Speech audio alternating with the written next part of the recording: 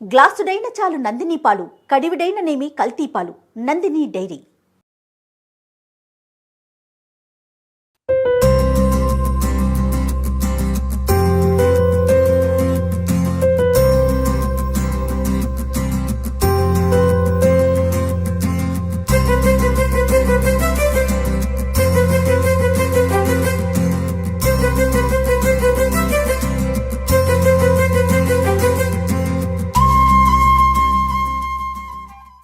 నమస్తే రమగారు. నమస్తే జయ.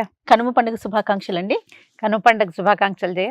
సుమన్ టీవీ ప్రేక్షకులందరూ ముందు 2 రోజులు అద్భుతమైన పెద్ద పండుగ చక్కగా జరుపుకుని ఉంటారు. ఆఖరి రోజైన కనుమ పండుగ నాడు కనుమ నాడు గారెలు వండాలని చెప్తారు. అవును కదా. అవును. కనుమ నాడు చక్కగా గారెలు వండుకుని తిని ఈ పూట మీ ఊళ్ళోనే ఉండి ప్రయాణాలు చేయకుండా రేపో ఎల్లుండో ఊరు ప్రయాణాలు చేయొచ్చు. అవును. అలా బయలుదేరి వచ్చేసి ఈ సంక్రాంతి పండుగ విశేషాలని వచ్చే సంక్రాంతి పండుగ వరకు నెమరు వేసుకునేంత అద్భుతమైన పండుగ మీరందరూ జరుపుకుని ఉంటారని ఆశిస్తున్నాము. సో ఇవాళ కనుమ పండుగ ఏం చేయబోతాం మనం. ఎందుకు రమగారు ప్రయాణాలు అసలు చేయొద్దు చేయకూడదు ఇలా రకరకాలుగా వింటూ ఉంటాం. అంటే 2 చెప్తారు జయ. కనుమ నాడు కాకైనా కదలదు, కాకైనా కడగదు అని. కనుమ నాడు తలంటి పోసుకోకూడదు సిద్ధాంతంగా.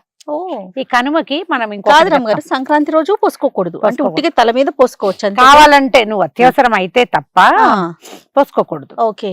కనుమ అంటే ఈ సంక్రమణపు మరుసటి రోజుని కనుమ. ఈ కనుమని చాలా విషయాల్లో వాడతారు. సంక్రమణం మరుసటి రోజున మనము ఏదైనా వేరే ప్రాంతానికి వెళ్లి పితరులకు ఏమైనా పెట్టుకున్నాం అనుకో, ఏ సంక్రమణ రవి సంక్రమణాల్లో ఆ మరుసటి రోజు ప్రయాణం చేయకూడదు. సంక్రమణం నాటి రాత్రి ప్రయాణం చెయ్యొచ్చు కానీ మరుసటి నాడు ప్రయాణం చేయకూడదని ఎందుకు ఈ విధానం వచ్చిందో పెద్దగా అంత క్లారిటీ ఇవ్వరు జయ. కడగదు కదలదు ఈ 2 చెప్తారు. కాకైనా కడగదు అంటే ఇవాళ నెత్తి మీద నీళ్లు పోసుకోకూడదు, నెత్తి ఏ ఊరు వెళ్ళకూడదు, ప్రయాణాలు మంచివి కాదని ఒక సిద్ధాంతంగా చెప్తారు. అందుకని ఏం చేస్తారు, చాలా మంది పండగ రోజు బయలుదేరుతారు. కనుమనాడు కాకపోతే ముక్కనుమనాడు పండగ మరుసటి రోజు. ఆ రోజుకైతే అప్పచ్చలు చేసినవన్నీ అయిపోతాయి. ఫ్రెష్ అప్పచ్చలు ఏమైనా చేసుకుని నిదానంగా బయలుదేరచ్చు. కనుమనాడు చాలా చోట్ల ఏం కనపడుతుంది అంటే పశువుల పండుగ కనుమ. పశువుల పండుగ అంటే మనం ముందు ఏం చేసాము, ఇన్ని రోజులు మనకి ఎడ్లు ఆవులు ఇవి సేవ చేసి ఉంటాయి. మామూలుగా అయితే ఇది వరకు వ్యవసాయం అంతా ఎడ్ల వ్యవసాయం కదా. ఇప్పుడు వ్యవసాయపు ధోరణి ఏముంది, మనకి అంతా కోతక మెషిన్ వచ్చింది. అది వచ్చి ఆ రాకసి మెషిన్ మన లోపలికి వెళ్ళి టకాటకా కోసేసి అప్పటికప్పుడు నూట్ చేసి మనుషులతో ఆటే పని లేకుండా అయిపోయే విధానంలోకి వచ్చాం. సులభం అయిపోయిందేమో కానీ మనుషుల మధ్య బంధాలు కానీ కదరమ్మ గారు ఒకరికొకరి స్నేహం కానీ ఇవన్నీ తగ్గిపోలే. ఎందుకంటే మిషనే చేస్తుంది, అక్కడ మనిషితో సంబంధమే లేదు. పని లేదు, మనుషుల అవసరం ఉంటుంది కానీ సామూహికమైన పని విధానం ఉండదు. కోత తర్వాత ఇదివరకు ఏం చేసేవాళ్ళు, ఒక రోజు కోత కట్టేత, తర్వాత నూర్పుళ్ళకు ఒక ఇది పొలి పెట్టటము, ఈ పొలియో పొలి అనే పాటలు, ఆ తర్వాత తూర్పార పట్టటము వడ్లని రోడ్ల మీద పోయటం, బోళ్ళంత వ్యవహారం ఉండేది. ఇప్పుడు ఏముంది, అదే కోసేసి అదే నూట్ చేస్తుంది కాసేపట్లో. ఈ పనులు ఒక లైన్ ప్రకారం అయ్యే పని, సామూహికంగా పని విధానము, ఎక్కువ మంది ప్రజలకి పని ఇచ్చే విధానము ఇప్పుడు ఒక్క రవ తగ్గిందేమో అనిపిస్తుంది. అయినా కూడా మనకి ఇదేం చేస్తామంటే ఈ ఎడ్లని వాటిని వ్యవసాయానికి విపరీతంగా వాడతారు.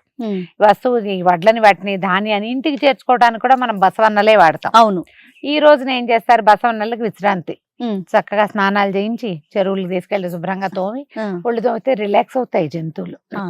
బాగా ఒళ్ళు రుద్ది స్నానం చేయించి కొమ్ములకి పసుపులు, మొహానికి పసుపు రాసి, కొమ్ములకేమో రంగేసి, కొమ్ములకి రంగులు వేయటం, పువ్వులు అలంకరిస్తారు కదా, అలంకరించటము పశువుల పండుగనే చెప్తారు కనుమనాడు. ఈ కనుమనాడు ఏం చేస్తామంటే ఇంకొకటి కూడా చేస్తాం, ఈ మన ధాన్యాన్ని కంకుల్ని కొన్ని కట్టలు కట్టేట్టు పెట్టుకుంటారు. కనుమనాడు బాకిళ్లలో వెళ్ళారు.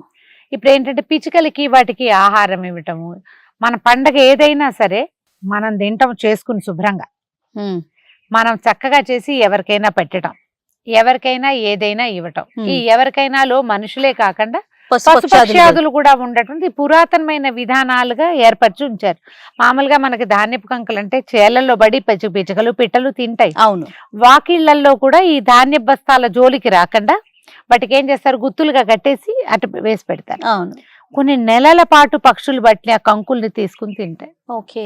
ఇదంతా కూడా దాన ప్రక్రియ చేయాలి. అంతే కదా, వాటికి ఆహారం వెతుకోక్కర్లేకుండా మన వాకిళ్లలోనే ఊరపిచ్చుకలు, తర్వాత చిలకలు, ఇవి తిరుగుతూ ఉండడానికి. ఈ మెయిన్ ఆహారం ఏదైతే మనం ఏర్పరచుకున్నామో బస్తాలు గిస్తాలు పెట్టుకున్నాం వాటి జోళ్ళకి వెళ్ళకుండా ఇవి ఈ పక్కన తింటూ ఉండడానికి ఇలా చేసేవాళ్ళు ఇది వరకు. ఈ కాలం ఏంటంటే ఇప్పుడు మనం పూర్వపు విధానాన్ని పాటించే అవకాశాలు మనకు తగ్గిపోయినాయి. కానీ ఆ రోజుల్లో ఇలా చేసేవాళ్ళమని జ్ఞాపకం చేసుకుని ఎంతో కొంత ఏదో ఒకటి ఎంత చేయగలిగితే అంత చేస్తూ ఉండటమే. ఇప్పుడు పంటలు కోయటము, ఇప్పుడే పంటలు రావడము అవి కూడా లేదు, డిసెంబర్ లోనే అయిపోతున్నాయి. అవును, జనవరి దాకా ఈ పంటలు ఇళ్లకు రావడం బస్తాలు రావడం అవి తగ్గిపోయింలో మార్పులు వచ్చేసాయి, వాతావరణంలో మార్పులు వచ్చేసాయి కదండి. మన జీవన విధానమే మారిపోయింది. కానీ కాకపోతే పండగలు అవే వేళకి ఎప్పుడు వచ్చే వేళకి అవే వస్తాయి. సూర్యుడు చంద్రుడు వాళ్ళ వేళల్లో మాత్రం వల్ల డేట్లు ఫిక్స్ చేశారు కాబట్టి సరిపోతుంది. లేకపోతే వీటిని కూడా వీళ్ళు వెంబడి మార్చేసుకుంటారో ఏంటో. మార్చేస్తాం. కనుమనాడు గారెలు తినాలంటారు. అయితే వెజిటేరియన్స్ అయితే కనుమనాడు గారెలు చేసుకుంటారు. ఇక ఇప్పుడు కోడి పందాలు ఆడేవాళ్ళు వాళ్ళు చాలా మంది ఉంటారు కదా. పండగ రోజుల్లో కూడా కోడి పందాలు ఆడతారు. మాకు తెలిసి అయితే పాలేళ్ళని మేము కనుమనాడు సెలవులు ఇచ్చేవాళ్ళు. అందరికీ సెలవే. పొద్దున్నే వడ్లను శుభ్రంగా కడిగేసి ఎడ్లకి విశ్రాంతిగా వాటికి ఏర్పాటు చేసేసి 10 గంటలకల్లా ఉదయం పని చేసేసి వెళ్ళిపోతే సాయంకాలం సినిమాలకు వెళ్ళేవాళ్ళు, కోడి పందాలు ఆడేవాళ్ళు. మా పాలేళ్ళందరూ మా రంగడు వాళ్ళంతా కోడి పందాలు ఆడడం నాకు తెలుసు.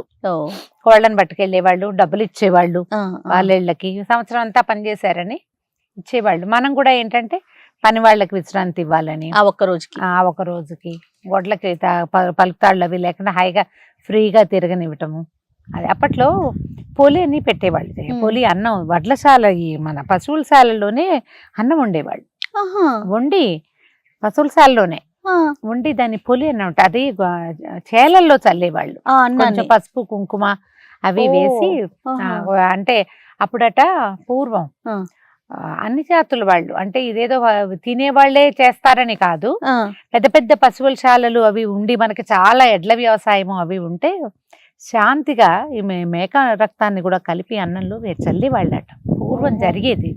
నాకు తెలిసే నాటికే లేదు. నాకు తెలిసే నాటికే మామూలుగా పొలి చల్లటం అని పొలిమేరల్లో ఇప్పుడు మనకి ఊరు మధ్యలో ఉండి పొలాలు బయటకు ఉంటాయి కదా. అవును, ఈ పొలాల్లో ఈ బలి అన్నాన్ని చల్లేవాళ్ళు. ఎలుకలని, కాకులని, వాటికి ఆహారంగా చల్లేవాళ్ళు. ఇది ఒక శాంతి కింద. ఎందుకంటే మళ్ళీ మనం భూమిని సాగు చేయడానికి 1 నెల 2 నెలలు డ్రై చేస్తారు కదా, మళ్ళీ మొదలు పెడతారు. ఆ లోపల భూమి కొంచెం గుల్లబారుతుంది ఇలాంటి వాటి వల్ల. అందుకని అయ్యి ఉంటుంది బహుశా. అప్పట్లో ఈ బలి అని చేసేవాళ్ళు. తర్వాత గుమ్మడికాయలు అవి పగలగొట్టి, ఒకవేళ ఊర్లో బొడ్రాయి అవి ఉన్నాయనుకో, కొన్ని ఊళ్ళల్లో ఉంది, మా ఊళ్ళలో బొడ్రాయి అవి లేవు మాకు. గుంటూరు ప్రాంతం మా ఫ్రెండ్ నిర్మల వాళ్ళు బొడ్రాయి ఎత్తుతున్నారని పండగలాగా మొత్తం ఆడపడుచులు అందరూ కూడా వెళ్ళారు. అవును, బొడ్రాయి పండుగని ప్రత్యేకంగా, అంటే ఊరు అట్లా ప్లాన్డ్ గా ఏర్పడిన ఊళ్ళల్లో విధానం వేరే ఉంటుంది. అవునండి. అప్పుడు ఈ ఊరి మొగదల మధ్యలో గుమ్మడికాయలు అవి పగలగొట్టి ఊరి బయట వేయటము అవన్నీ బలి అవి సమర్పించేవాళ్ళు. ఇప్పుడు మనం ఊళ్ళల్లోనే లేము, పల్లెటూళ్ళల్లో ఉన్న వాళ్ళంతా పెద్దవాళ్ళు మిగిలిపోయారు. అవును, పిల్లలంతా బయటకు వచ్చేసారు. కానీ ఈ పండుగ రోజులు ఏంటంటే మనం చూస్తాం, ఈ ఆంధ్ర ప్రాంతం అయిపోతే పొలోమని కార్లు వెళ్ళిపోతూనే ఉంటాయి. సిటీ మొత్తం ఖాళీ అయిపోతుంది. హైదరాబాద్ బండి వెనక బండి గట్టి పాట ఉండేది, ఇప్పుడు కారు వెనక కారు గట్టి అనాలన్నమాట.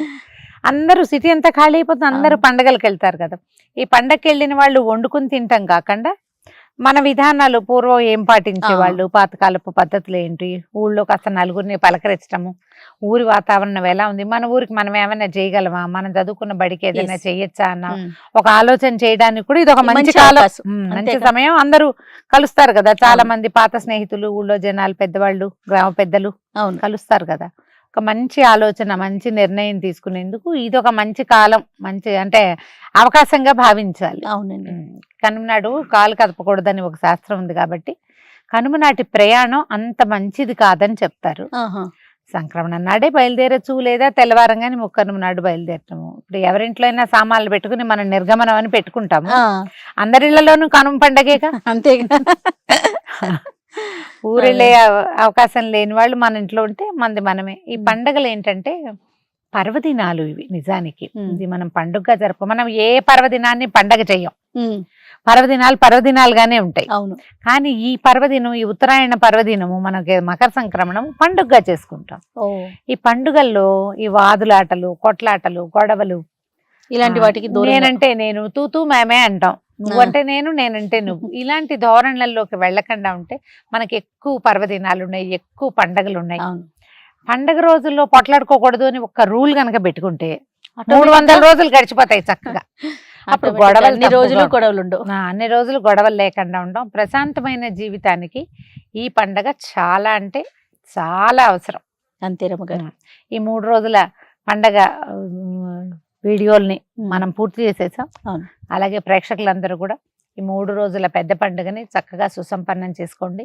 స్నేహితులతో చక్కగా కలవటం, బంధుమిత్రులందరినీ, పాత రోజుల్లో ఎవరెవరిని వదిలేసామో వాళ్ళందరినీ కలుపుకునేందుకు ఇది ఒక సదవకాశంగా భావించటము, దేవాలయ దర్శనం చేయటము, మన ఊళ్ళో ఉన్న గుళ్ళు చూసుకోవటము, అవును, స్నేహితుల్ని కలవటం, పెద్దవాళ్ళ ఆశీర్వాదాలు తీసుకోవటము, మన ప్రాంతంలో ఎలాంటి సంస్కృతి సాంప్రదాయాలని పాటిస్తారో వాటిని సజావుగా నిర్వర్తించడానికి ఒక ప్రయత్నం చేయటం. ఈ ఏడాది కుదరలేదు, సరిగ్గా చేయలేకపోయాం, ఏం పర్వాలేదు, వచ్చే సంవత్సరం వస్తుంది, అంతే కదా, వచ్చే సంవత్సరం అయినా చేయాలి సరిగ్గా అని ఒక గట్టి నిర్ణయం తీసుకుని పండగని పూర్తి చేసుకుందాం. రైట్.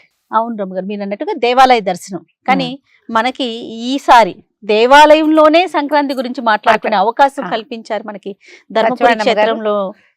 మనం ఇప్పుడు కూర్చొని ప్రతిదీ కూడా సంక్రాంతికి సంబంధించిన ప్రతి విషయాన్ని మేము దీప్తి శ్రీనగర్లో ఉన్నటువంటి ధర్మపురి క్షేత్రంలో కూర్చొని మాట్లాడుతూ ఉన్నాం నేను రమ్మగారు. సో మాకు ఈ అవకాశం ఇచ్చినందుకు సత్యవానమ్మ గారు కూడా ఇంకొకసారి సంక్రాంతి పండుగ శుభాకాంక్షలు చెప్తూ అనేక కృతజ్ఞతలు.